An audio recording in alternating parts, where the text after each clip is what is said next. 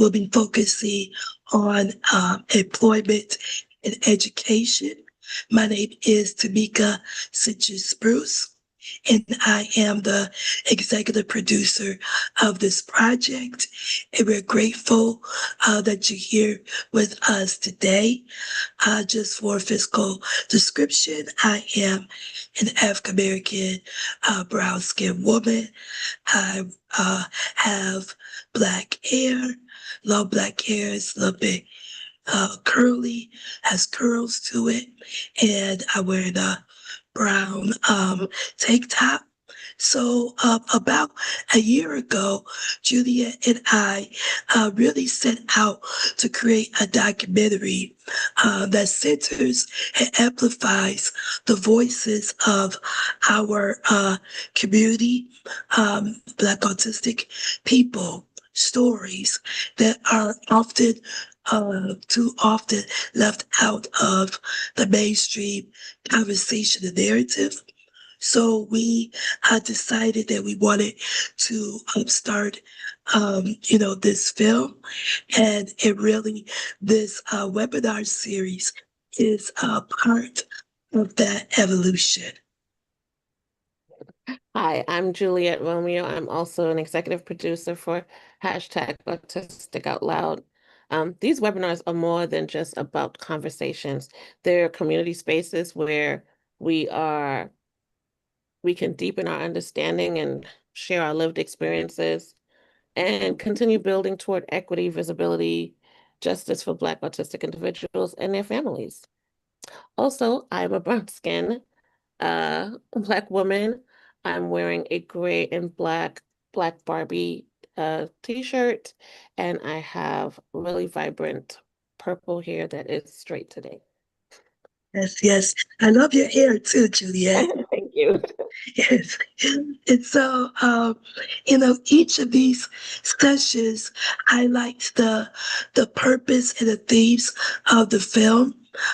You will get to meet the subjects of the film later on at the end of this webinar series.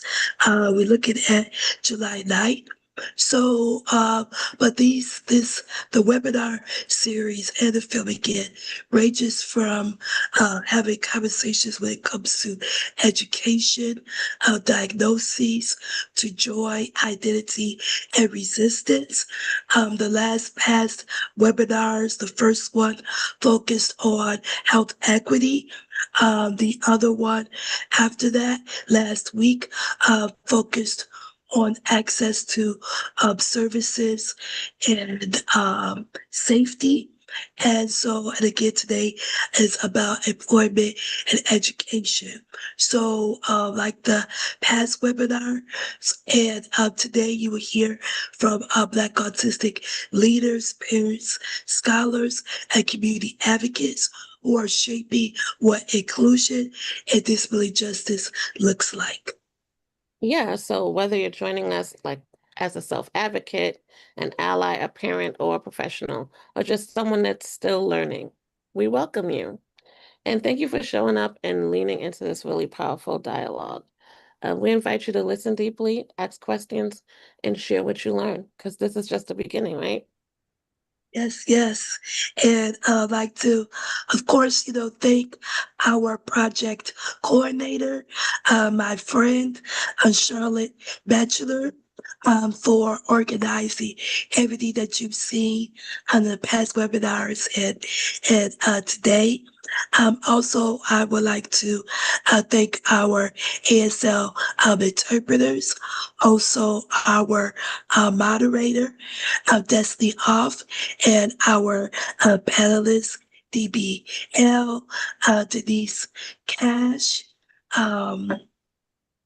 Nick Sanchez, Mother, Naomi, and the one person.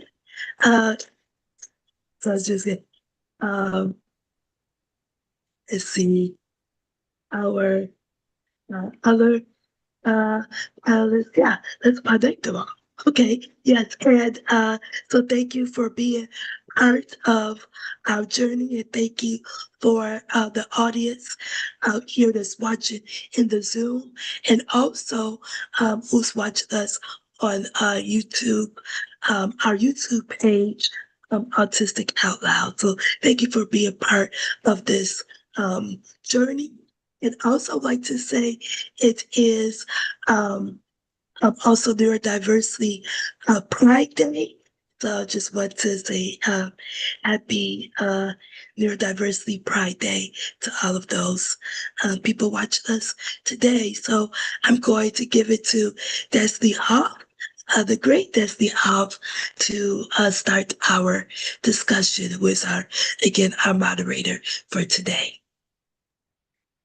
Thank you so much, Tamika and Julia and Charlotte, for reaching out to me to have me do this. I am Dr. Destiny Huff. I'm late diagnosed autistic and ADHD, and I am a military spouse and the mother of an autistic son and an ADHD son with a speech delay, and I'm married to a man that is ADHD.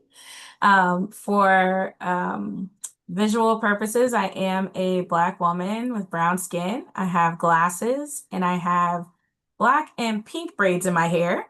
I like to switch up the color. And I have on it's a orange shirt, but it appears kind of red. So I want to go ahead and introduce our panelists. I'm going to give their brief bio, and then when I start asking the questions, give them the opportunity to elaborate on the different pieces. So we have Denise Malone Cash. She's the founder and principal consultant of Inclusion by Design, which is a mission-driven consulting firm focused on empowering neurodivergent individuals and transforming workspace systems. She has over 15 years in leadership experience in human resources, employee relations, and organizational development. She's the creator of the Safe Score Framework, which is a proprietary model that evaluates and enhances workplace inclusion. And she's the author of the upcoming Disclosure Workbook, A Neurodivergent Guide to Navigating Workplace Safety, which is a first of its kind. She also holds a doctorate in strategic leadership and a master's in business with additional certifications in ADA compliance, EEOC investigations, and life coaching. And is currently pursuing her PhD in industrial organizational psychology. So we're happy to have Denise here. Then we have DB Hale. David Brent Hale is also known as DB Hale, is an autistic self-advocate with extensive experience leading and supporting initiatives for accessibility within the nonprofit sector. He draws on his lived experience and professional expertise and champions equity, inclusion, and dignity, particularly in the workplace and institutional settings, and is currently bringing that commitment to his work in the juvenile justice system, advocating for meaningful change through awareness, representation, and intersectional engagement. And then Nick Sanchez couldn't be with us tonight, but his mother, Naomi Bustle, he pre-wrote a statement to share, and his mother, who has a Master of Science in Organizational Leadership and is a momager of an awesomely autistic actor, which would be Nick Sanchez. She's a proud scholar with her educational background in sociology and cultural anthropology. And as a queer, disabled, BIPOC mother of 3 children, she offers a unique perspective of the struggles some may face in the poor, disabled, and or other marginalized communities. So thank you all for being here with us. And so we're going to get started into the questions, and either panelist can answer whenever they are comfortable. What are the biggest barriers that Black autistic individuals face when accessing education or entering the workforce? So I'll go first. Can you all hear me? Yes. Okay. I'll go first. I can speak to the employment. I can't speak much to the education, but I'll definitely speak to the employment. I think one of the biggest barriers is, first, we're seen as Black, right? Before anything else, we're Black first, and everything that historical context holds. Black employees, professionals, workers, whatever you want to call them, their autistic identity comes second, right? And so that racialization kind of shapes everything. and autism is treated as an invisible or secondary concern. So we may present differently outside of the norms of which autism was initially discovered, out of the norms of white boys. So we present differently. There's intersectionality to it. There's cultural nuances to it. We're seen as, aggressive when we're trying to advocate for our needs. We're seen as non-compliant when we need to advocate for our needs. And then you have the whole spectrum of autism where someone like me, who has achieved a lot of things with masking down. I mean, like down. And so when you say, hey, I have these needs, it's not really seen and it's not really heard. So I think that's the first barrier. And it's a double burden that we carry our Blackness and everything that entails. And then we also then have to say, by the way, I'm autistic, and I need help, or I need support, or I need you to communicate in a way that I understand. I need my meeting agendas 24 hours in advance. Here are the things that I need. And I also think there's barriers for us to understand, and this is very, very important, that it's not us. So we have this internalized ableism that we carry with us, and it's not us, it's the systems that are not equipped, right, to handle the way we communicate, to handle the way we talk, to handle the way we think, handle the out of the box thinking that we have, and the intense pattern recognition. And then when our needs are not met and we have to advocate, and then we're burning out or having meltdowns, and people are like, oh my goodness, I can't deal, something's really wrong with that person. So I think there's just so many barriers to understanding the identity, the full scope identity of being Black and being autistic. And on top, if you queer, that's another identity. If you're over 40, that's another identity. If you're a woman, that's another identity. So there's just the intersectionality. I think that's the hugest barrier that we face in the workplace. And I'm going to try to wrap this up. Recruitment is a barrier. Recruitment practices and application practices are not kind of designed for different ways of thinking and different cognitive styles. So right out the gate, when we're applying for jobs and we're filling out an application, sometimes, you can find yourself being like, what does that really mean? Let me go to Google and see what that really means, because the application is not really accessible for different thinking styles. Professionalism is narrowly defined, and our skills often get missed because systems are not trained to see our skills.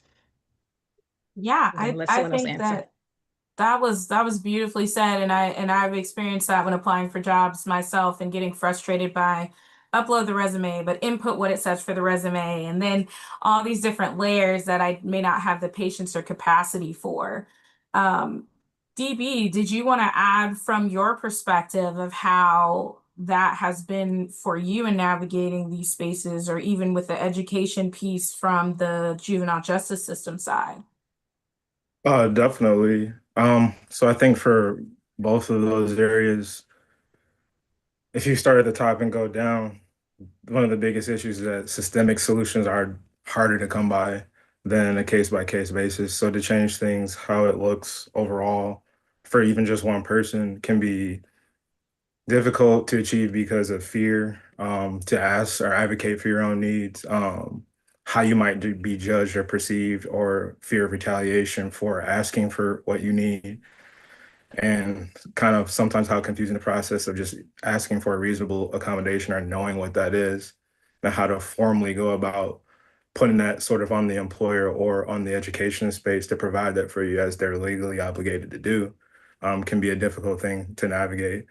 And at the smallest, it's just that, to add on to, I'm sorry, I forget her name, what she was just saying, but kind of what I saw in there was talking about misunderstandings. And one of the biggest issues that these misunderstandings are where it starts, and it starts small, but when they start to become subjective, it starts to become a perception of your person, and it starts to be about how you make people feel, or the level of comfort they feel around you as they begin to learn more information about you. And it starts to be less about your performance or anything like that. And you start to see things like groupthink really take a hold and take place where, okay, what are we going to prioritize? Critical thinking and inclusion like we might claim to, or how we feel in the harmony and peace of showing up every day, not being threatened by this person because they might perform at a certain level that we don't have that ability to do because neurologically we get fatigued or distracted in a way that they don't. And that's just the way that they function. So I think there's a lot of a lot of things in there that hopefully we'll still begin to unpack as we move along. But just starting off, I think that would be it. Yeah, so I mean, absolutely, that intersectionality, those small, misunderstandings that grow into pieces that are larger and then do become subjective. And I know I personally, when I worked for others, saw that with my evals, where I was kind of seen as confrontational or aggressive or not working well with another team that didn't know me, that didn't work with me on a regular basis and know my approach even before I was diagnosed, because I'm late diagnosed. So I think that you both spoke to some really valid points, and just translating that over into the education space, because I'm a special education advocate, and just the perception of our Black and Brown autistic children and how they're perceived as aggressive or they're perceived as being oppositional defiant and all these terms that the school system doesn't necessarily understand or have the educational background to use. They use it with our Black and Brown learners. And then when parents step in and say something about it, now we're aggressive and now they take what we're saying defensively and subjectively. So, it all translates in the different spaces, and it goes back to that intersectionality piece being at the forefront of that. We are Black and Brown and do not look like them, and that has that impact. Yeah. So how important are educational and workplace accommodations, and how can caregivers and individuals ensure that their accommodations are properly followed? And I know those are two heavy loaded questions there. If I can start that one, if that's okay. Sure. I would think definitely know your local agencies, know the hierarchy of how all these things are handled. So have the numbers on hand for the ADA or Jan, know the resources where you can go to ask questions to get clarity. Because a lot of times internally, it seems like sometimes, especially in the nonprofit sector, especially with them being under Title I, they don't sometimes even know or have never even had some of these requests be brought to them before.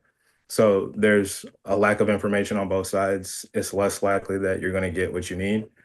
But I think there's also a difficulty in understanding what exactly it is you might need that won't cause any undue hardship, because once it starts to get into that area or they perceive it that way, that can potentially threaten your job, threaten your livelihood, or whatever you're trying to do.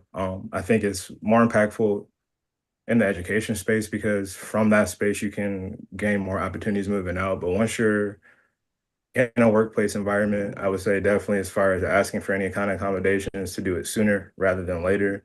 You don't want to be at the point where you're having meetings with HR and different kind of meetings for mediation or disciplinary, talking about different things that, oh, well, it wasn't a problem 6 months ago, so why is it an issue now?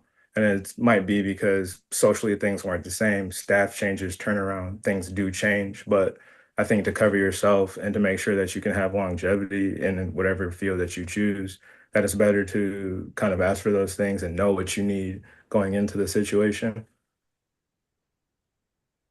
So just before Denise chimes in on that piece as well, DB, do you feel like doing that after the job offer or in communication with HR when you're going through that onboarding process? Like, when would you recommend discussing those needed accommodations? As I've learned from experience during onboarding, because I basically have a template at this point that I have everything outlined. And there is also a point where they're supposed to provide you with paperwork as well. It's not something that you're supposed to carry all the way and come in super prepared. Because, I mean, even that, they could view a certain way. So you want to do whatever you can to eliminate any kind of unnecessary anxiety which I think is getting to the point first because it will compound, it will build up. And by the time you actually do need some of these supports in place to be successful, it might not be viewed as support anymore. You can start having some of your actions be read unfairly. You can start to have different complaints come up about you because you did this way and somebody didn't like it. Where it's like, okay, well, under the ADA, I am protected from this kind of scrutiny because this is how I emote. This is how I work. If I'm in a team meeting and I don't laugh at a joke or I don't smile or I'm very focused on something, so I'm not thinking, that kind of stuff gets translated, especially as a Black man, as, oh man, what's wrong with this dude? Like it's something, it doesn't, the question stops being, what does he need? The question becomes, what's wrong with him? Why is he acting like that? He was fine well, things change. Maybe I'm paying attention to different details and I'm trying to work it out. And these are things that you all are aloof to, but I can't say that because then I would really be threatening you, right? So it's kind of like, definitely want to always advocate for yourself as much as you can, but then with this intersectionality, towing that line because it's a very unique space of discrimination where it's like, okay, you can't be too excellent because then you're arrogant. And it's like, oh, okay, hold on. But then you don't want to be perceived as incompetent. So it's like, how do I toe these lines? Masking behaviors, which can very quickly lead to burnout. It's like, okay, am I masking the dominant society that I'm in order to survive? Or am I simply just trying to hide some traits that people might see as quirky or take in another manner other than what's intended? So it becomes difficult because especially if you're around other people of color in your workplace and they see, oh, well, you said those words a little too crisp. And it's like, I'm not, I'm trying to survive just like you, but there's more layers to it. And you don't just want to go around disclosing to everybody because everybody, what I've learned in my experience is they don't know what some things mean.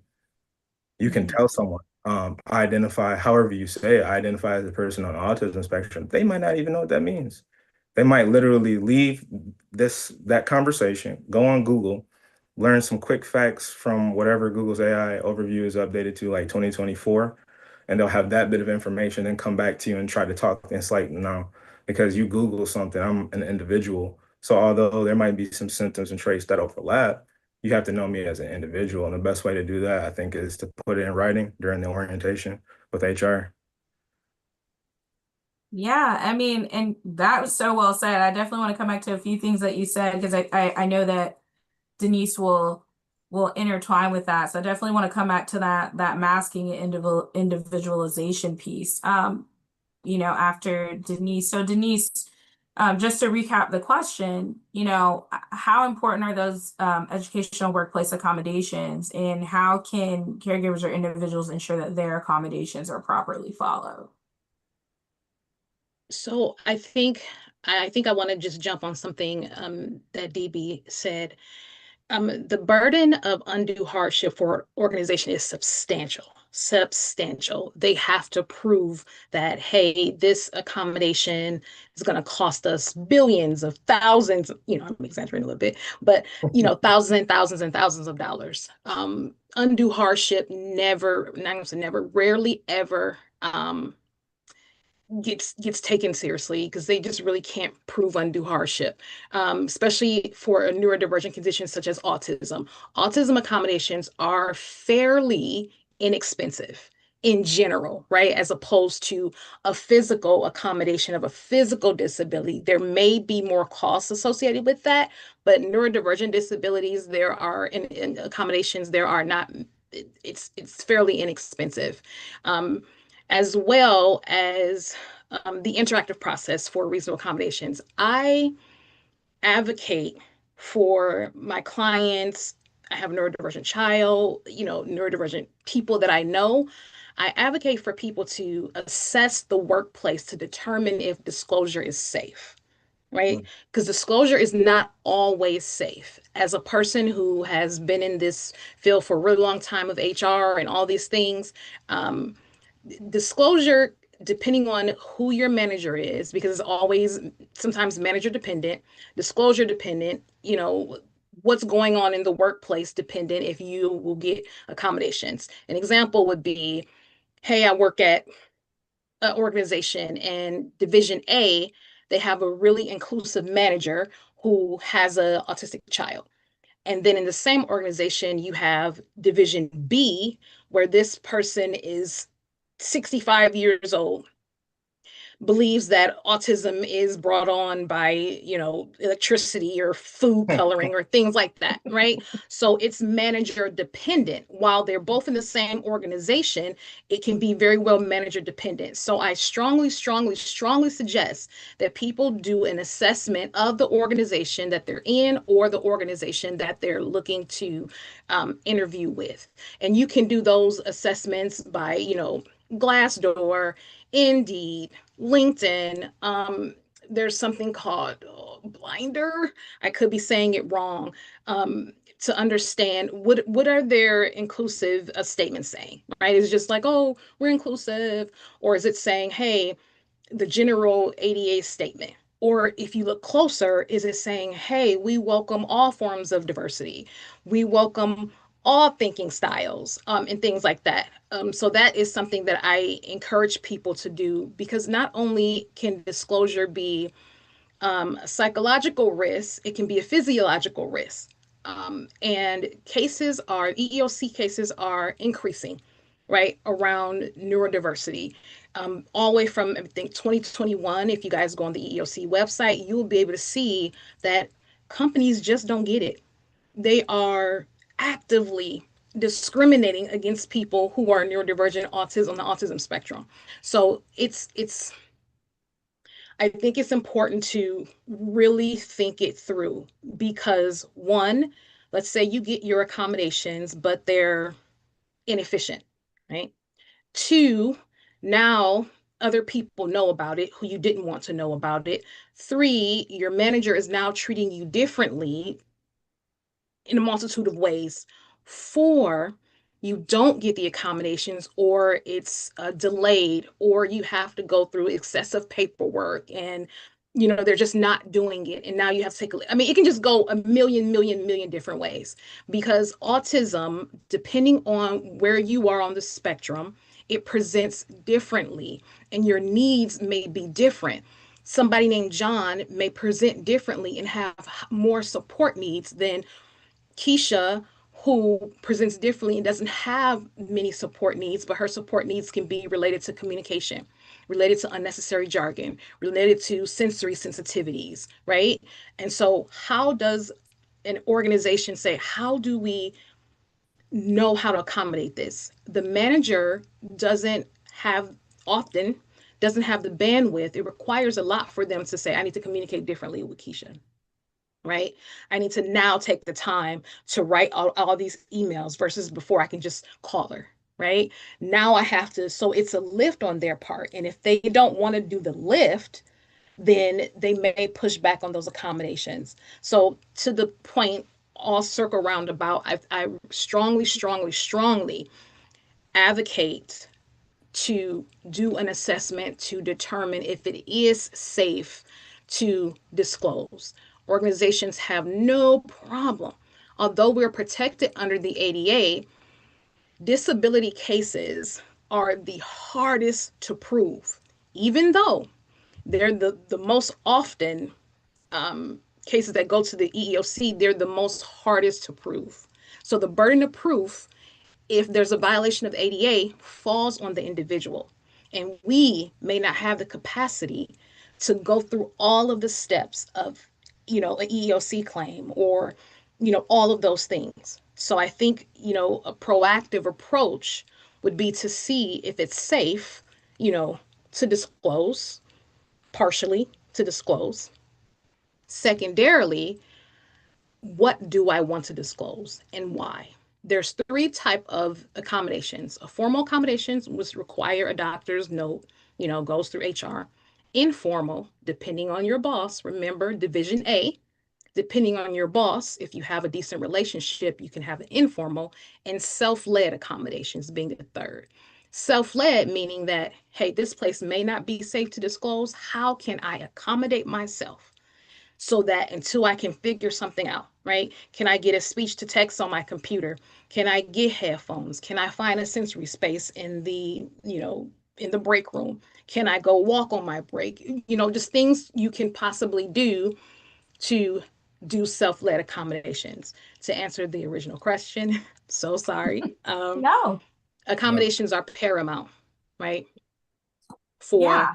neurodivergent people, they are absolutely paramount. And what we don't really talk about, we most often talk about burnout and meltdowns, but we know that autistic people and other neurodivergent people have co-occurrences of PTSD, CPTSD, anxiety, depression, right? And so when your autistic needs are not met, or you're getting pushback, or you have to advocate for yourself, something you may not have the capacity to do, those other occurrences start to rise. So now it's not just the autism accommodation you need. Now depression is rearing its head, anxiety is rearing its head, your PTSD is rearing its head because your last job you had an issue with accommodations. So it's just so multi-layer. And I don't think it's just a straight answer. Okay, that's enough. No, I mean, that was so well said, and it really did kind of build the layers from what DB said. And I kind of want to intertwine that piece back to that educational side too, because I'm more familiar with that side, having worked in the school setting, have a child in the school setting, and being that special education advocate, in that everything that you're saying weaves into that as well. Hearing what you're saying, I would think you were talking about the families that I support that have autistic children in the educational setting. There is this layer of not understanding of this spectrum where they're trying to support but not really knowing. They're getting these old, outdated trainings, right? The teacher has 20, my son's kindergarten teacher, 26 kids in her classroom, and she's trying to accommodate each of their individual needs. And then you get this layer of, my child was a very high masker. He's no longer able to mask. We do believe, and I'm a mental health professional, that he could have been diagnosed with PTSD by the end. So everything that you're talking about is like a progression of what he experienced. And so when we talk about how important accommodations are, when I put it in the context, I love how you explain that formal, informal, and self-led, because I think especially when you're late diagnosed, and also for children, we learn to go along with that masking piece, like DB had mentioned, and we learn to mask, and that's where we are, in my opinion, self-led accommodating, because we're seeing like this protects us. It's not necessarily accommodating us and supporting us like the sensory and the executive functioning supports, but it is protecting us. And then I think we get to this ability where we can't, and we start to see, where can we get others to accommodate us? So I think for kids, that's where they start reaching out for support and help, and it's considered attention seeking. And I like to call it connection seeking, because they're seeking that support and that connection. And then that formal is where the parent goes, I need a 504 for my child. I need an IEP for my child. Now they want something on paper that says you are required to legally support my child. And so the things you were talking about and DB was talking about, I feel like those all interweave with the education piece too. And it's really just about understanding if we're talking about adults, or we're talking about children and adolescents, we're talking about the workplace, or we're talking about the school setting. But either way, the theme is that accommodations are needed to support autistic and neurodivergent individuals. And it's not always a safe space, because like you mentioned, you can have two type of managers. And how I see that is, I tell every parent when they say, well, what's the best school? It's rare that you just have a not good school. It's usually like, when my families come to me, they're like, kindergarten, they did phenomenal.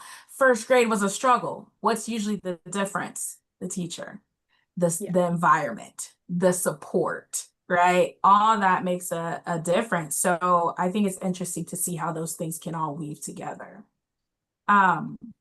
So I wanted to go back to kind of touching on that masking piece. And I feel like that weaves into our next question as well, which is, how can autistic individuals build a career that works for them? And you all also kind of touched on how should someone approach disclosing their diagnosis in the workplace from a standpoint of, I loved the mention of assessing safety. I loved from Denise, I loved how DB mentioned, you do have protections, know your local agencies. He has a template that he's created to assist him with that process from the beginning.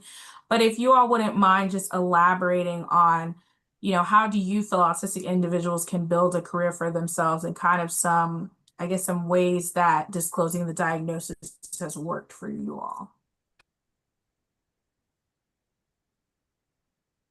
I went. Go ahead, DB. No, I went last. I didn't know if we were like taking turn. Okay. Disclosing has never worked for me. It's never worked for me. I am late diagnosed. I disclosed and it went horrible. So yeah, it never worked for me. But what I can say is, how can autistic individuals build a career that works for them, and how should they approach disclosure? Another thing that I advocate for, and this may be challenging for people who, don't really have credentials, or, they have to work in kind of survival jobs. So this may be challenging because most often than not, survivor jobs they have all the challenges. I am not even going to listen. They have all the challenges. So what I really advocate for is, one, if you have a special interest, what is your special interest, right? Does your special interest align with your sensory profile, your cognitive profile? Does it align with that? If it does, that's where we're going, right? That's what we need to focus on and how we can get in there. Now, if you don't have a special interest, and you have to take a survival job, because we know life be life, and we have to take a survival job, what is the job that you can take if you could not get accommodations? If for whatever reason you couldn't get accommodations, what is the job that you can take based on your sensory profile and based on your cognitive style? We'll go ahead and talk about that. I believe in job matching, right? I believe in job matching for neurodivergent people. And I'm going to give an example. My daughter is a preschool teacher. She, that's her passion. Children, kindergarten children is her passion. She is neurodivergent and she has executive functioning challenges. So being in a school all day with constant shift in tasks and the kids and their needs and constant rapid change is not conducive to her sensory profile. However, that is her passion, right? And she wants to do it. So we take a look and say, is your job safe? Right? Is the organization safe? Are they inclusive? Do they mark off all these check things, part of the Safe Score framework? Do they mark off all these things? If they mark off all these things, or most of them, even though there's challenges with your sensory profile, you probably can make it work. Now, if your job is not safe and there's challenges with your sensory profile, we have to go to something else, right? I view it as not like a life or death, but I view it as long-term longevity, right? How can you stay in your job for long-term longevity? Picking a career that works for you is along the lines of your cognitive style, your sensory profile, and connection with if you have a passion or an interest. So as a person who it didn't work well for me, but as a person who other people disclosed to in my HR policy career, everyone doesn't have an HR person like me, right? That can see through it, right? That can say, hey, if you say, hey, I have autism, I need my manager to do just this one thing. I need my manager to do this one thing. Okay, manager, we need you to do this one thing. Do we need to go through a formal process? Do we need to wait weeks to get her doctor to say that she has autism just so that she can get her meeting agendas 24 hours in advance, right? But every HR person was not like me. Okay, so I think disclosure, again, it depends on the manager, it depends on the organization. And I think that the ability to do the work for the employee without an emotional toll. So that goes into sensory profile, that goes into, cognitive, that also goes into, let's say you work at Audis. Let's hypothetically say you have to work at Audis, right?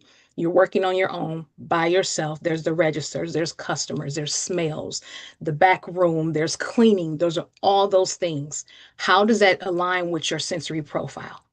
If Audie's is paying $38 an hour and you like, yes, I'm about to get in here where I fit in, right? I need a job right now, but this is my sensory profile. How can you self-accommodate until you can get accommodations approved? So that's how I have conversations with individuals about approaching their career or their job. Job matching is a huge, huge thing. That's all I'll say about that. And that's great. And before I hand it over to DB, I think it's interesting that you mentioned that. Something I've learned as a mental health therapist, I've supported a lot of individuals that are born female that end up being late diagnosed as autistic or ADHD or both. And I've also supported a lot of educators who end up being neurodivergent. And one of the things that I've noticed is that when they work with I call them the littles. So if you work with anyone that's an elementary schooler, yeah, I call them the littles.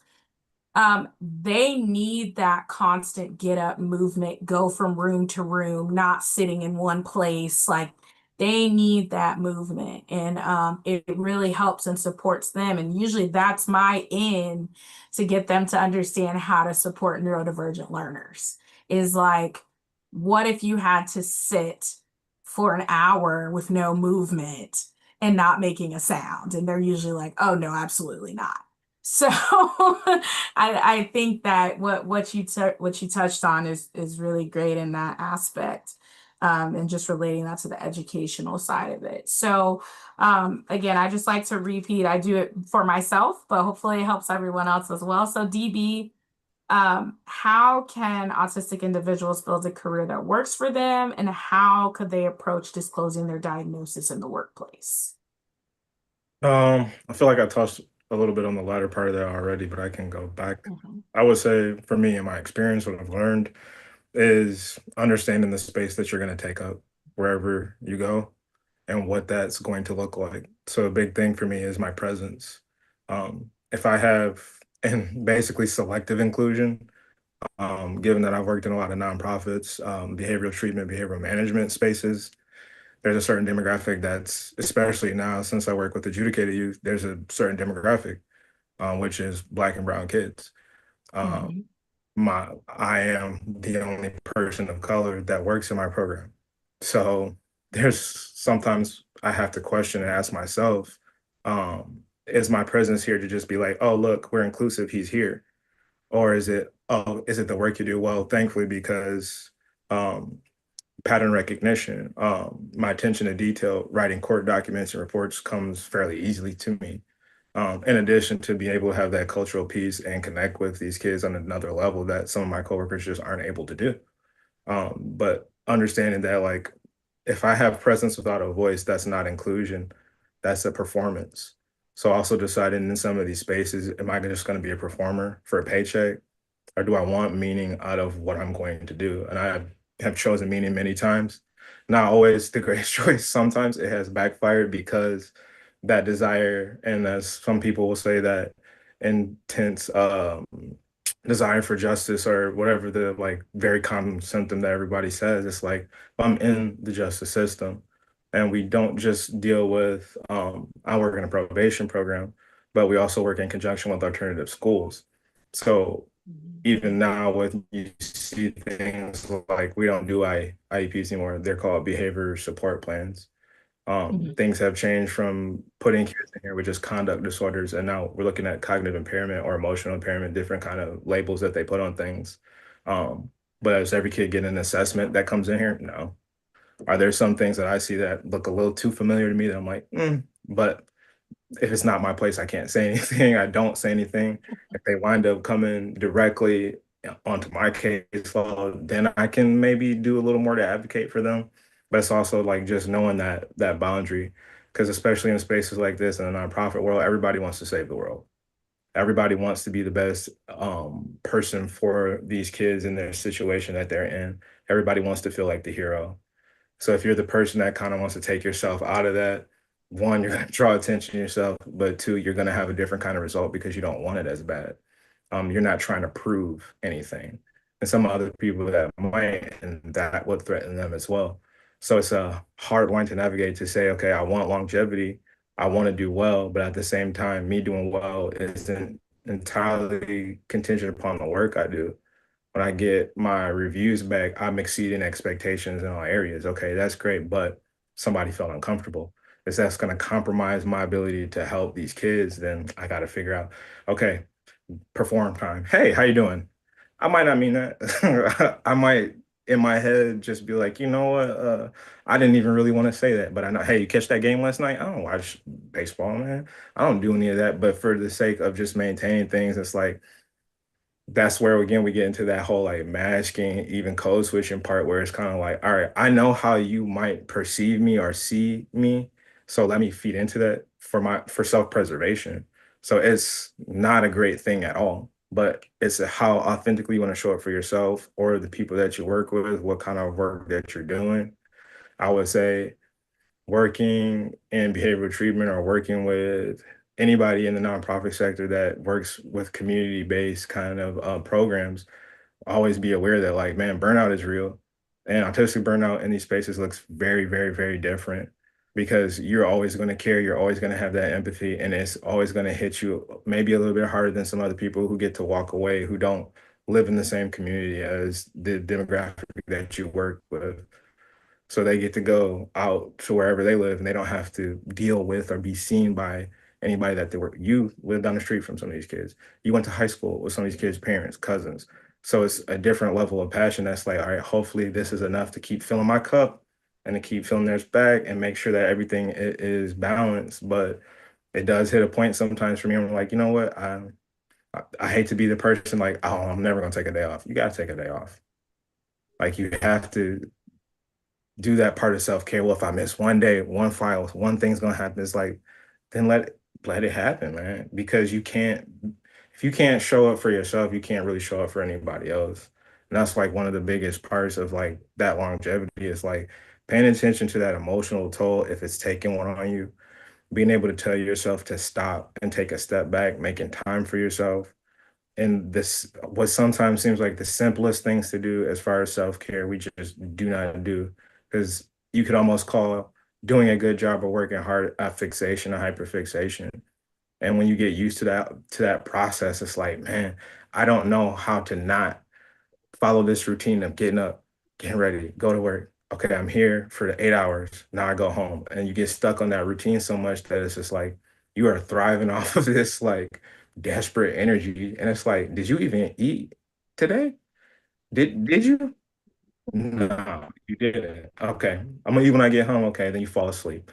Then you wake up and you start doing it all over again. But you have to I have to always tell myself, I can't come up here and try to tell these kids like, hey, one, you're under the eyes of the justice system right now. They're watching everything you do. That's how I feel anyway. So one, that probably won't ever change. Two, I can't come up here and tell you to take care of yourself to make good choices if I'm not going to do that. So also making sure that I'm keeping a level playing field with them and being like, yeah, man, look, like when you come to my office, yeah, we can talk. When you're out here, you can't, hey, chill. Like, don't go there. I know you want to do this. You want to walk around, put your hand. Let's not do that right now. Let's find a space where like, okay, nobody's gonna be asking questions or trying to write reports because you did this or said this. And a lot of times I find like I'm having to advocate for them just using slang terms and things that other people don't understand and trying to check them on it. And it's like, this is weird to a certain degree. Like you're overreaching because you want to almost just be seen by them, acknowledged by them so bad that you have to take all these like extra steps to do these things. And it's like, I want to respect where you're coming from so much. I do. But I can't act like if we weren't in this building, you would any treat me the same. You wouldn't. And I've had experiences where I've seen people outside of work and it'd been like, oh, it's like, yeah, I'm here. Like, okay. It's like, yeah, I exist outside the building. You didn't know that. It's like, oh, and I'm out here that like, yeah, I know your daddy, like it's all good. But when I get back in the building, it's like, how come you're like, because I can't, man. Like I can't because one, I'm trying to model behavior for you to follow. But two, like I am interested in my own longevity. And for some of that stuff, people take a certain opinion on, when they just hear you talk a certain way or do certain things, because it's like, oh, well, forget any kind of qualifications, educations this person has. It doesn't matter. Like, they're still just, oh, he's a little too street or whatever. It's like, no, I'm not gonna be fake, but I'm gonna toe the line always to make sure that, like, I'm being professional. I'm not trying to put any of these kids in a circumstance where they're going to have to be in front of a judge any more than they already have been. My goal for my program, which is more of a therapy program, get you out. Do your 40 days, 60 days, go. I don't want to see you again. Now, I mean that in the nicest way. Just go. I mean, I'll see you around, but I don't want to see you here because it's just, this isn't it for you. And if you wind up having to go to the alternative school, that's a whole nother beast, because it's like, you might not be able to sit down for 2 minutes because you just got so much going on, and it's hard. You can't find anybody in here to explain anything to or talk to. And it's like, sometimes you just got to put your head down and do the work. That's what you're here to do. All these other issues come into play, and they come into the school. Oh, you don't like this person. Y'all got real beef. Well, you're in the school. You're being watched. There's cameras. You got to understand how to move.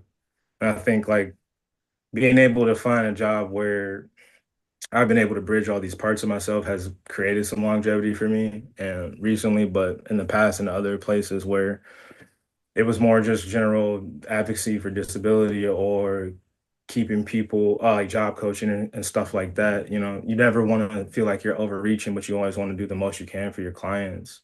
But at the end of the day, these are still companies. They make money, they have a bottom line. And so it's hard to keep that in mind sometimes. But I think those are the best things to do as far as ensuring your own longevity is, one, just take care of yourself, and then make sure that whatever you're doing, that you're doing that to the best of your ability. Yeah, I mean, and I think that both of you touched on really great pieces there when you're talking about just what you have to keep in mind when it comes to trying to build a career and what are some key things. And I'm also a proponent of job matching. And I think it's interesting because my special interest has always been like mental health and psychology, and that's what I got all my degrees in, and that's what my background was. And it became a natural switch over into special education advocacy when my son entered into the public school system undiagnosed. And I also have worked with youth in foster care. I've worked with adjudicated youth. I've been to court reports. So I've seen all that. And you're absolutely correct. It is a different dynamic and approach when the kids and the clients you're supporting look like you. You have a different approach to that. And when you add in that intersectionality piece that you all mentioned from, the very beginning and why we're here, and you can relate to those intersectionality pieces that impact some of them, your approach is going to be different, and everyone in your workspace is not going to understand that. And that added layer of pattern recognition, in my opinion, is really what used to get me in trouble when I worked for nonprofits and when I worked for other organizations, because I would notice a trend of certain coworkers not doing certain things or not following through on certain things, and and learn very quickly, like, just saying that was not considered quote unquote appropriate. And so and when you translate that over into the school system, again, that educational space, because our next question gets into how can schools and workplaces work to be more accessible for Black autistic individuals. And so from the education standpoint, before I hand it over to Denise and then DB, it is really doing the work, doing the homework, learning, right? I think the biggest disconnect that I see is just this perception, which is based on prejudice and bias and stereotypes of our Black and brown youth. There's this perception, and so that's why they are more likely to be labeled oppositional defiant. They are more likely to be labeled conduct disorder, which I will say we're getting a little away from that diagnosis, I will say, in general in the mental health field. But that was what was recommended in regards to my son. And I had to say, I'd say, I'm going to stop you right there, because I'm the only mental health professional in this room that can diagnose. And he's not oppositional defiant. And I work with children and adolescents, and I'm certified to work with children and adolescents in trauma. So I'm going to stop you there. And this is a predominantly white space. So, and I really had to tell him at one point, I will come across this table if you talk about my son like that again. And it's and this is before I was diagnosed, and this was just me, like, being in mama bear mode, and then eventually in burnout mode of like trying to get him what he needed. So when you talk about that accessibility, for spaces. I think for the education space, I really just think it's being educated, attending things like this and events like this, listening to autistic voices and lived experiences, and just being open. There's a lot of gatekeeping in professions, and they only want to hear from someone who has done the role, right? So I only want to hear from an educator. But if the educator is not autistic or neurodivergent, they don't have that insight. If the educator is not Black and brown and autistic and neurodivergent, they don't have that standpoint. And that's the piece you have to be open and responsive to. So I'll hand it over to Denise, and then we'll go to DB, and then we'll take some Q&A. But how do you all think that they can make workplaces and schools more accessible for Black autistic individuals? I think that accessible workplaces, we should initially start with job descriptions, right? Job descriptions, I took some notes here. The skills for the job, not nice to have, right? For example, being able to multitask. No, thank you. Multitasking is not a real thing. It's just a splitting of attention, right?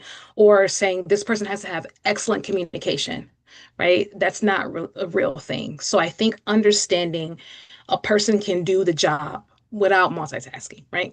They can do the job without having excellent communication. So using skills-based job descriptions, not personality wish lists disguised as qualifications.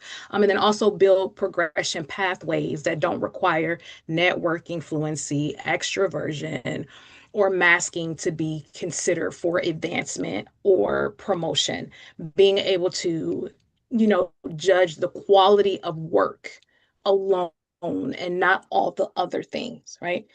And accessibility must be designed intersectionally. And I believe it must be trauma informed, especially for, Black autistic people. The suicide rate for autistics is higher than any other neurodivergent condition and allistics, right? So it needs to be trauma informed.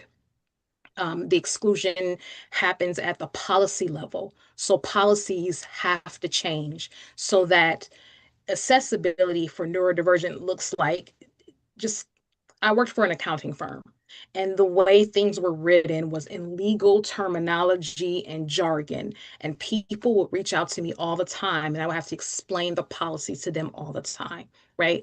Meaning it was not accessible.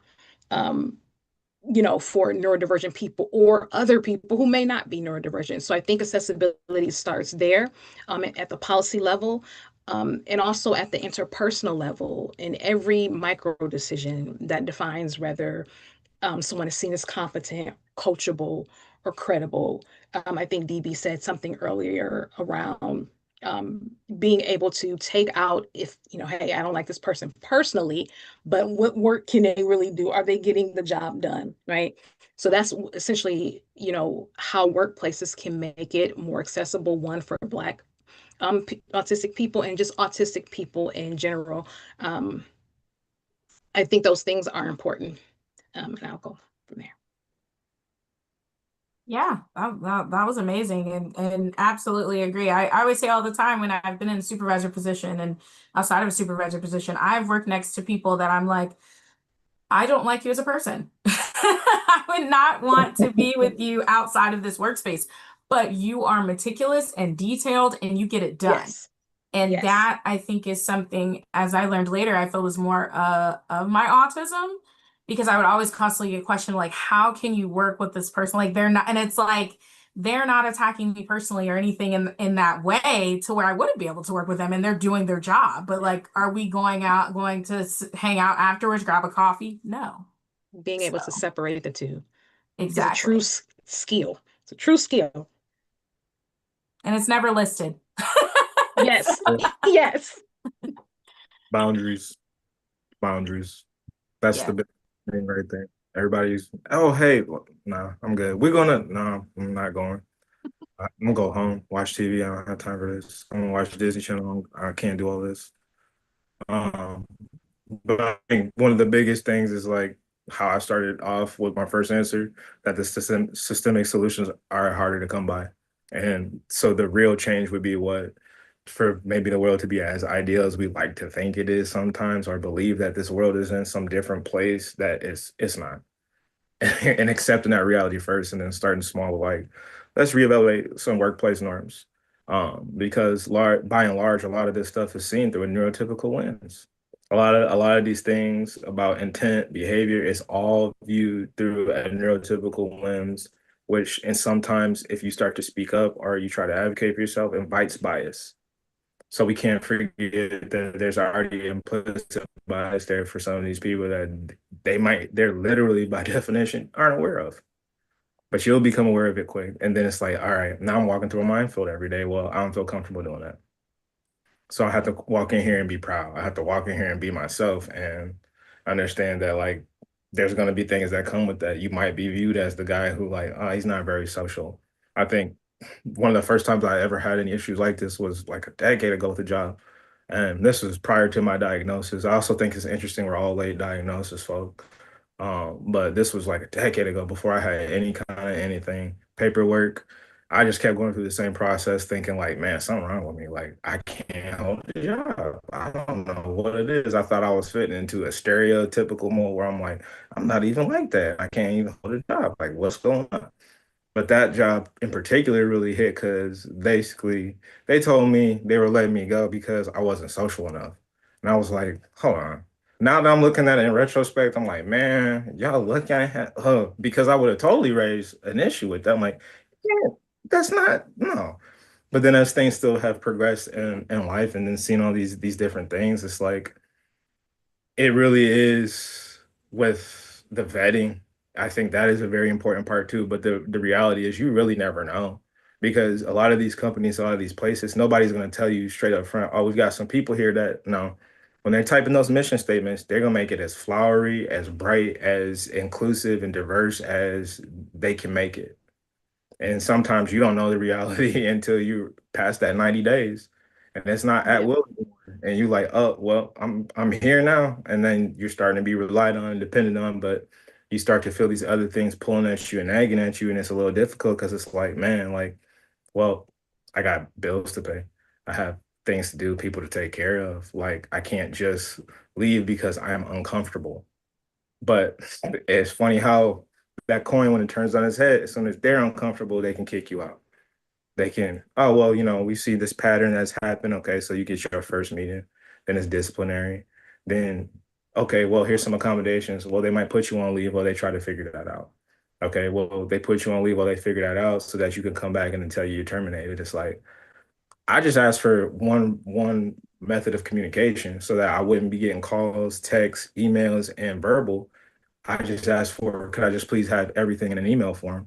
If there's anything that's personally requested for me, can I just get it all in an email and all in one space and not have to go navigate all these different media and like I can do that, but it's taxing on me. And I can't focus on the actual task. Well, now, okay, this is following that. Well, yeah, because you got me running all over here trying to pin all this information and put it all in one spot when all I'm asking for is for you to do that to begin with. Well, okay. Some people can't do that. Some people don't want to do that. Some people might know the difficulty that brings you and want to do it that way. So it's like, it's a difficult space to say that there's going to be one thing that's going to make anything more accessible, that there's going to be one thing to change it all. I mean, that's very, very ideal thing in my mind, and not to like put the question down or anything. It's just, I don't think we're there yet. And I can't say that I know for a fact that we will be ever.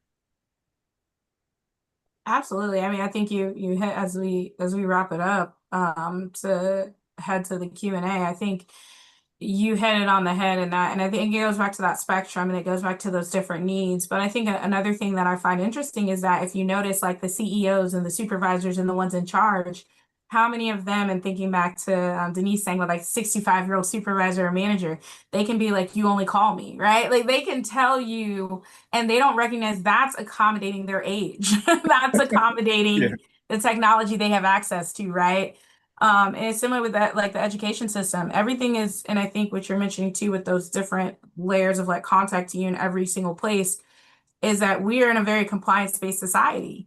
And you are just expected, like, this is what you're told to do and you do it. And so if I'm going to contact you in 6 different ways at 6 different times to do 6 different things, you just do it. And that is why I always say, as neurodivergents, we, diverge from the norm. That's why our brains diverge from the norm, because we look at it and we go like, okay, you can say that, but that still doesn't work for me. And that's not socially appropriate, right? That's not what you're supposed to say. So, thank you guys for that. I think that you gave a really great and full picture of just like, employment accessibility. And I tried to tie that into educational accessibility since some of our hosts weren't able to join us. And so now we're headed over to the Q&A portion.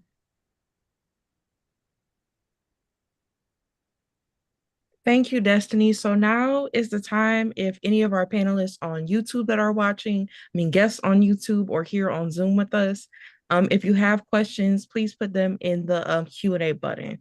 So our first question says, I came in late, so I'm not sure if the focus is career centered. Yes, today we talked about career and educational opportunities. I wanted to know if possibly your guests have tools they use to help them center throughout the day. And if so, do they find other autistic individuals use these tools throughout their day to help themselves? I'm talking about things like meditation, yoga, etc. And any of our guests today can feel free to answer. Just jump in whenever. Yeah, I'm 5:30 a.m. I'm at the gym. Till about 7, 8 o'clock. 4 times a day, 4 times a week, once on the weekends, usually on a Saturday. That's how I get my day started. I think the gross motor stuff and then just burning the energy off helps me get rid of a lot of anticipatory anxiety that I don't have to deal with throughout the day just because physically I'm a little more tired. That's just one thing that I do.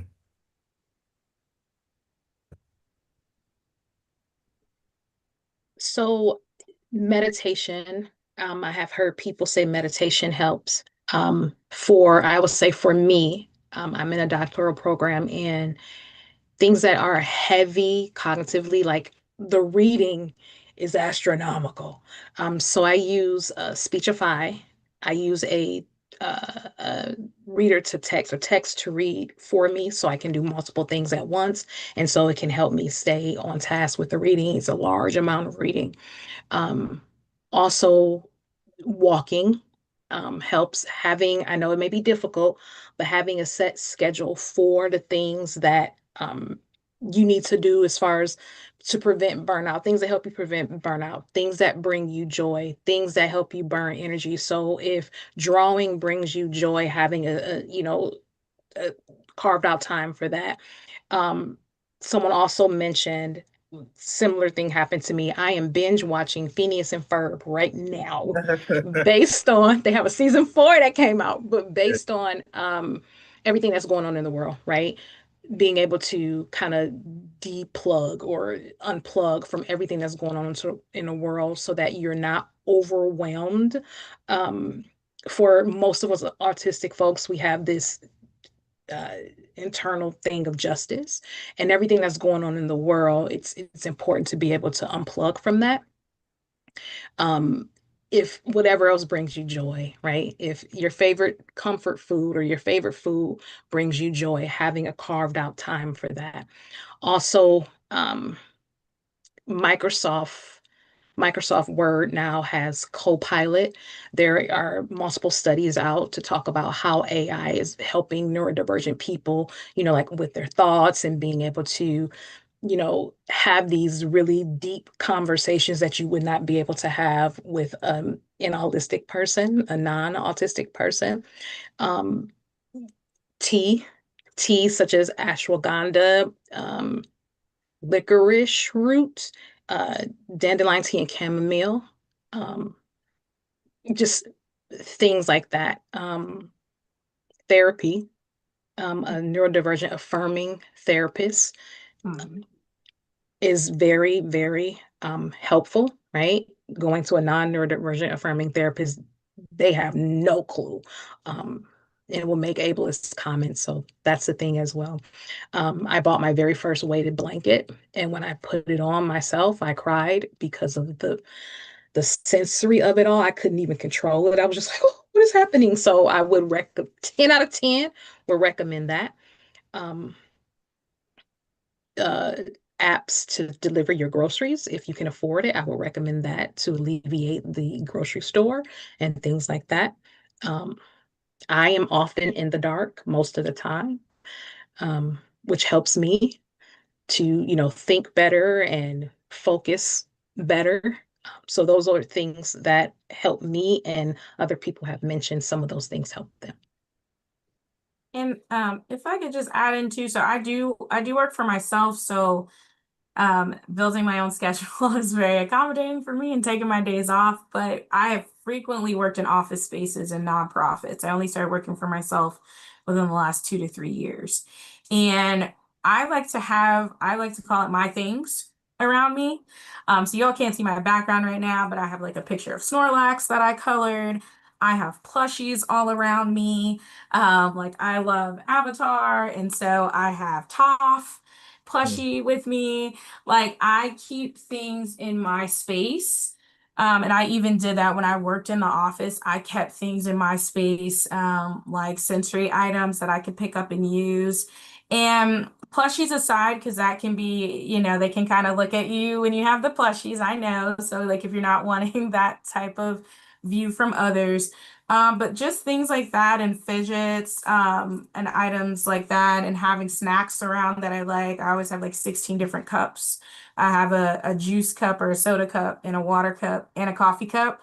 But I think like when you're talking about those things that help you regulate through the day too, it's looking at those things that are just your things that you enjoy that make it a comfortable space for you. And I like to say, think about all the people that you come across that you know of aren't neurodivergent, and they have blankets or heaters or pillows, right? They have all this stuff in their space to make them comfortable, and nobody is judging them.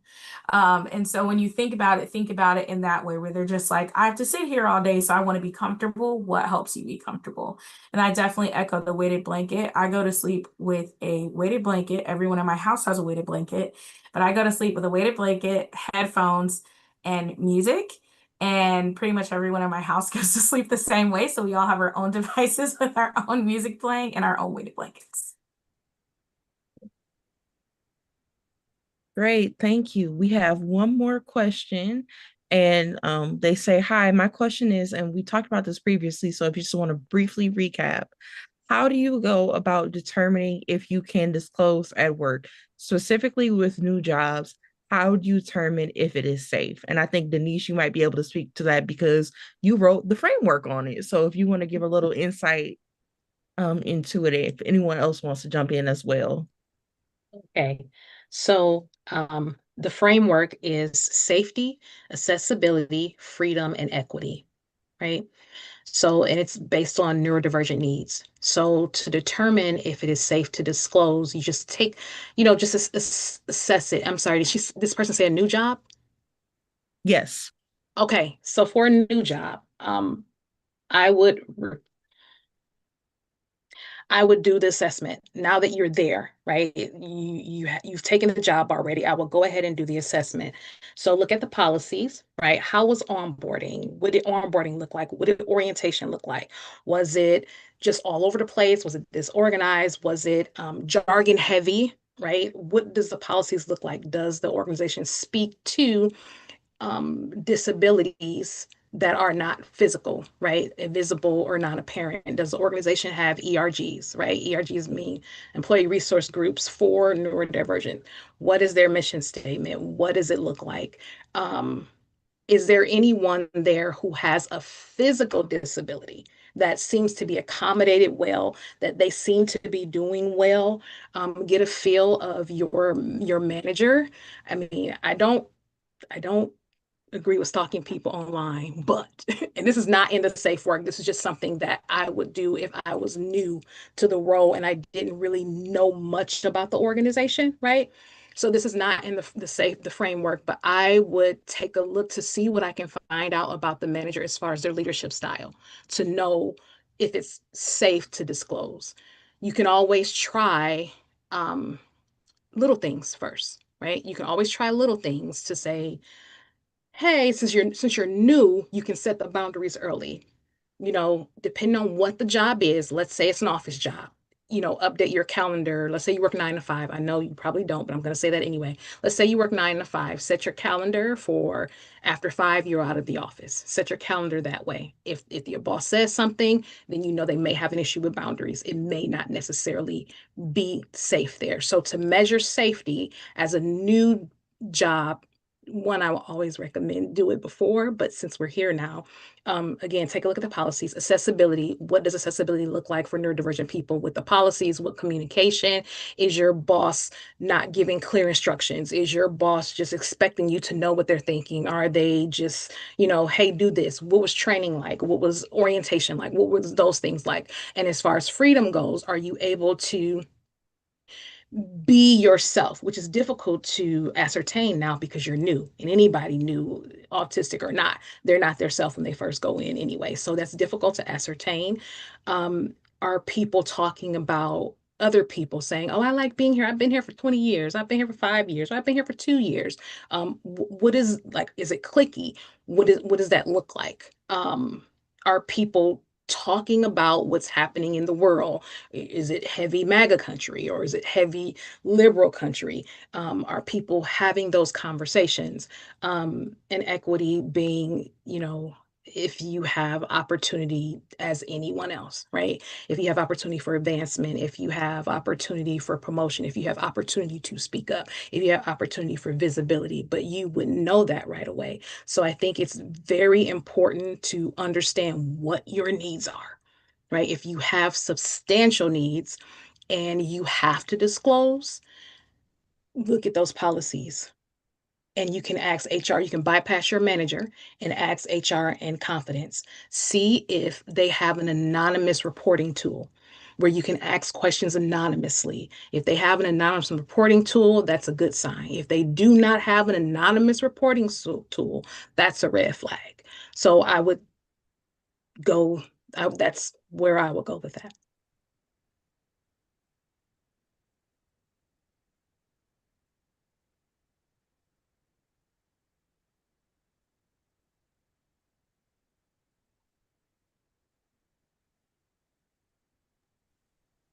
All right, thank you. Thank you. Dusty or DB, did you want to add anything to it? You good?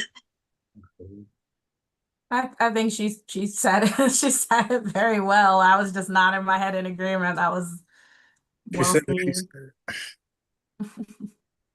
So what'd you say, DB? I said she said what she said. Yeah. Yes, that's good. Thank you.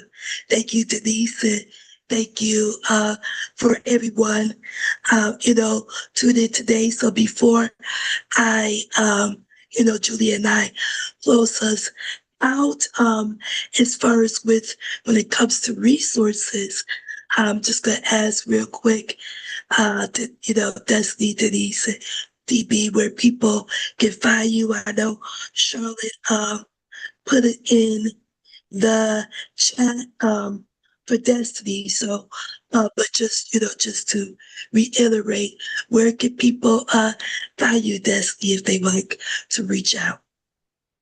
Yeah, so you all can find me on Instagram at DestinyHuff_IEP_advocate. You can find me on Facebook at Destiny Huff Consulting. I support families at the IEP table virtually in all 50 states. And then I also train schools, organizations, and parents on neuroaffirming practices for disabled learners. So my area is more in that special education realm. I do have a private practice, but I'm not taking clients right now. Okay. All right. Thank you. Yeah, I see you on Instagram. You definitely share a lot of great knowledge. I enjoy your pieces. Yes, thank you. Yeah. And yes, and Denise, where can people find you as well? I am mostly active on LinkedIn. Denise Malone -Cash is where I'm most actively active. Yeah, that's the best place to find me is on LinkedIn. Okay. Okay, yeah, thank you. And I know a lot of great information. So please see to these if you have any questions about employment. And DB, you're such a great speaker. You know, share the truth and truth to power. So if people want to ask more advice from you, or if they want you to come speak, where can they find you? The only place you're gonna find me is on Facebook. It's just my name, DB Hale. Yeah, I'm working on some other things right now, but that's all I got right now. It's Facebook. Okay. Yeah, that's great. So yes, please look him up. And so as far as resources, I during the day, I work for Michigan Disability Rights Coalition, and part of my job there, or my main job there, is to oversee a program called Lead In. So that is for nonprofit organizations. So it's a year-long cohort where me and my team, go through all of, disability inclusion, awareness, all those type of things. We also offer technical assistance. So I will put that in the chat, or I will also, I'm gonna send the recording of today, and also some of the action items that you can receive in addition to the links that shared today. And I'll share information about the program. We only take nonprofits in Michigan because it is a statewide nonprofit. So I'll share that, and I give it to Julia before I close. Any comments you have? Yes, this was so great. I really love that this was so fluid, and that, I mean, it definitely spoke to a lot of non-visible disabilities um that struggle with the same issues when it comes to work and education. As a sickle cell patient myself, I can't tell you how many jobs have just let me go in the middle of me being in the ICU, or just not communicating, or not having simple access. Like, it may be too cold in an office that could affect someone with a disease like mine, and to ask for, oh, can I have a blanket, or not have this air or space heater? And you would think that you're being treated like you're asking for too much. I do think both me and Tamika, we both had a fellowship lab at Disability Belongs, where I definitely learned a lot about having a disability toolkit. And sometimes, even if necessary, having someone um, with that expertise come in and speak to uh, your office, at your job, if they're willing to do that. That's another great test, Denise. If they're willing to do it, and they're open to having that conversation, it can tell you a lot about the type of people that you work for. But I really enjoyed this conversation, and I look forward to seeing you guys on your social media handles and connecting with you. Yes, yes. And so next week will be about building community, and especially when it comes to acceptance and mental well-being, just overall well-being and mental health. So about acceptance and such. And I believe that's going to be moderated by Maria from Autism in Black, and then there will be other great panelists and advocates and such as well. So, thank you so much for joining us today for #Autistic Out Loud webinar. We hope you're leaving with not just information, but inspiration, the real stories, real voices, and real tools to move this work forward.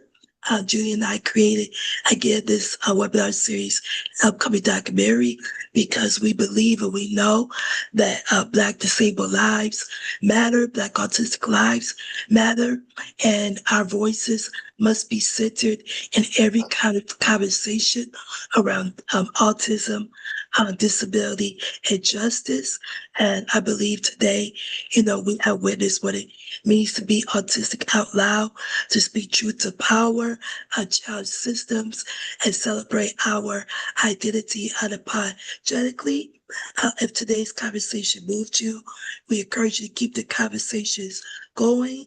There will be, or Charlotte, if you could put the survey, so feedback in the chat. We would like to know, what are your thoughts about it? How would you like the documentary to be used for, to uplift the community? Because that's what we're about as activists and as filmmakers, to use the art to continue to build community and empower.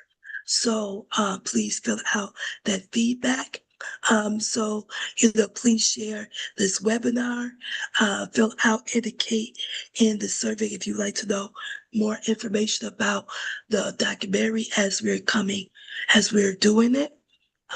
Continue to start the conversations in your own circle, and most importantly, continue to uplift Black autistic voices in your everyday life.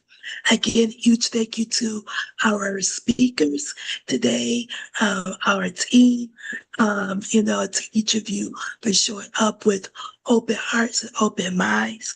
Thank you also to our ASL interpreters. Your presence here has helped us build a more inclusive and just future where no one is left out of, no one is left behind.